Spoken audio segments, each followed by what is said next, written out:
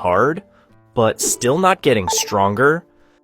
You show up, you put in the work, but your pull-ups, dips, or even push-ups just don't seem to improve. You're not alone. This is something that frustrates a lot of people. The truth is, it's not just about effort. It's about whether you're making these hidden mistakes that silently kill your progress. And most people don't even realize they're doing them. In this video, we're breaking down 5 key mistakes that might be holding you back.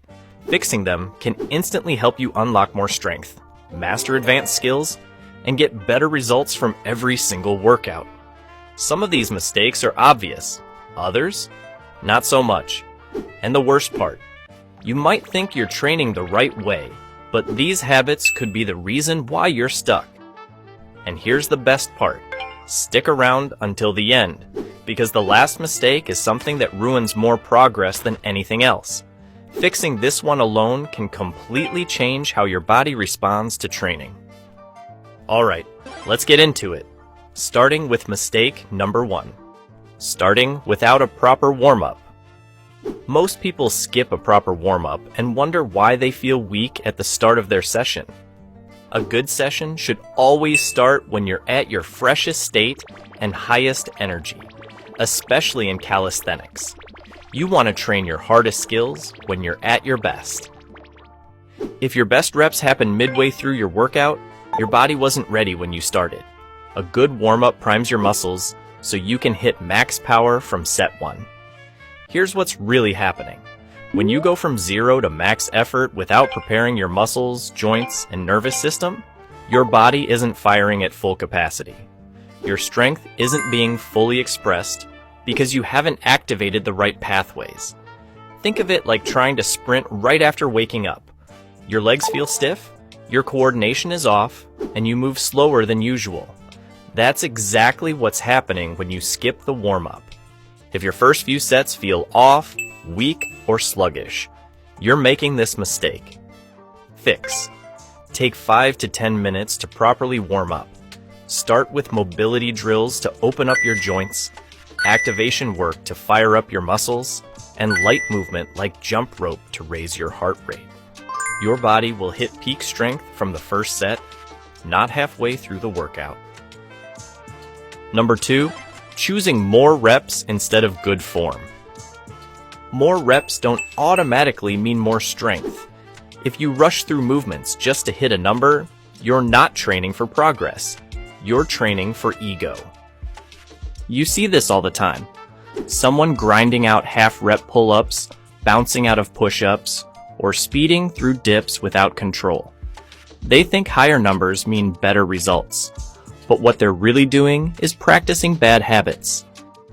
Here's the reality. Strength isn't about how many reps you do. It's about how well you control every single rep. When you prioritize sloppy volume over strict execution, you reinforce poor movement patterns.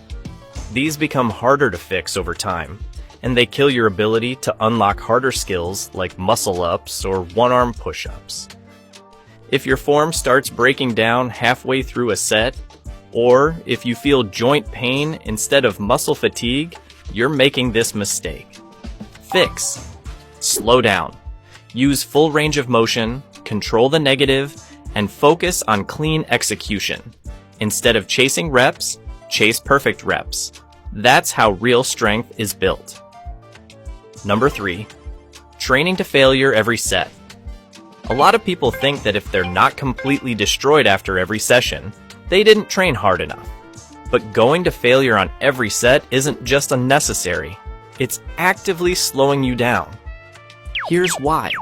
When you push every set to your absolute limit, you won't have enough energy to perform your best in the next set. You'll end up cutting your session short because you're too exhausted, which leads to lower total training volume. This also means that by your next session, you're not fully recovered and you perform worse. Instead of progressing, you start burning out. Think about elite gymnasts, boxers, or calisthenics pros.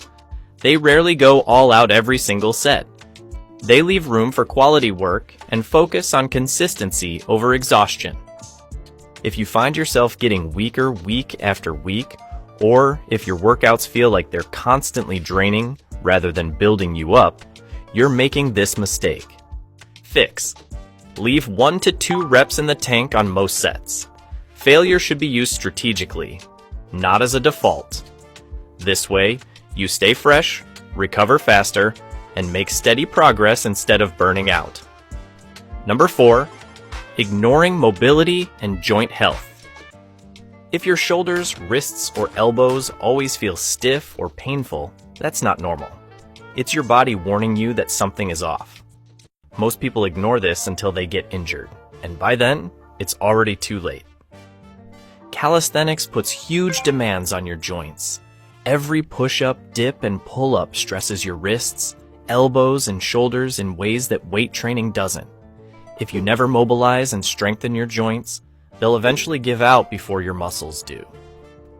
This is why some people feel stuck in their progress, not because they lack strength, but because their mobility is limiting them. If your squat depth sucks, if your wrists hurt during push-ups, or if your shoulders feel tight when reaching overhead, you're making this mistake. Fix. Add 5 to 10 minutes of mobility work every day. Focus on shoulder rotations, deep squat holds, and wrist prep. If you keep your joints healthy, your progress won't hit a wall later on. Number 5. Not tracking progress. Training without tracking is like trying to build a house without a blueprint. You might feel like you're working hard, but if you're not tracking your numbers, how do you actually know if you're improving? Most people repeat the same workouts for months without knowing if they're getting better. They rely on feelings rather than data. The problem? Strength gains are gradual, and if you're not tracking, you might not even realize when you're plateauing. Think about it. If you're doing push-ups every week, but you don't know how many reps you did last session, how can you measure improvement? You might finish a session with 40 push-ups and feel great about it, not realizing you were actually doing 50 push-ups in previous weeks. You're celebrating what's actually a decline in performance. Talk about irony. If you never record your tempo, form, or how fresh you feel, you have no feedback loop to adjust. If you don't know exactly what you did last week, or if you train randomly without a structured plan, you're making this mistake. Fix. Log your workouts. Doesn't have to be fancy. Use an app, a notebook, or even your phone's Notes app. Track reps, sets, and how you felt after each session.